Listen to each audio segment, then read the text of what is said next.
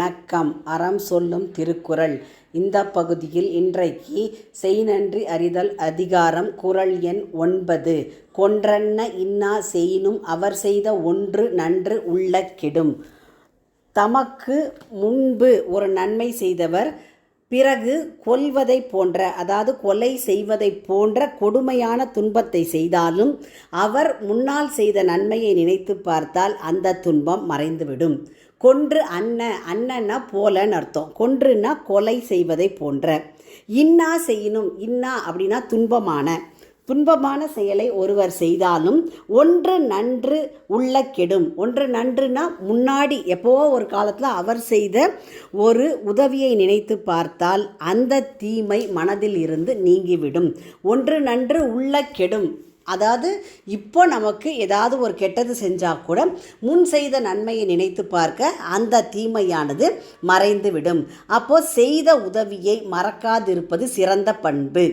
பெரிய தீமை செய்தாலும் செய்த நன்றியை எண்ணி அதை பொறுத்து கொள்ள வேண்டும் அப்படிங்கிறது தான் இந்த குறள் வலியுறுத்துகிறது. இப்போ இதுக்கு உதாரணமாக நம்ம சொல்ல போனோம்னா கணவன் மனைவி வாழ்க்கையை எடுத்துக்கலாம். அதாவது ஏதோ ஒரு சூழ்நிலையில் கணவன் நமக்கு ஒரு ஏதாவது ஒரு சொல் நம்மளை மனசு வருத்தப்படுற அளவுக்கு மனைவியை பார்த்து ஒரு சொல் சொல்லிட்டா, அந்த சொல் எப்படி இருக்குன்னா கொலை செய்வதை போல கொடுமையானதாக இருக்கும்.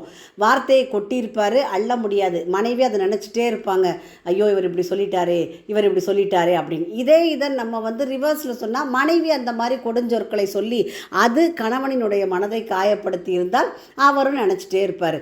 அப்போ அவங்க ரெண்டு பேரும் எப்போ சமாதானம் அப்படிங்கிற ஒரு இதுக்கு வர முடியும்னா இதையே நினச்சிட்டு இருக்காம அப்போ சண்டை சச்சரவு பெருகிரும். அப்போ என்ன செய்யணும்? நம்மளோட கணவர் தானே, அவர் நமக்கு இதுக்கு முன்னாடி எவ்வளோ நல்லதெல்லாம் பண்ணியிருக்கிறாரு. அதே மாதிரி கணவனை என்ன செய்யணும்? மனைவியை அவள் இந்த குடும்பத்துக்காக இப்படி உழைக்கிறா, பிள்ளைங்களை எப்படி பார்த்துக்கிறா, நம்ம குடும்பத்தை அன்போடு அரவணைச்சு நடத்துகிறா அப்படின்னு சொல்லிட்டு விட்டுட்டு போகணும்.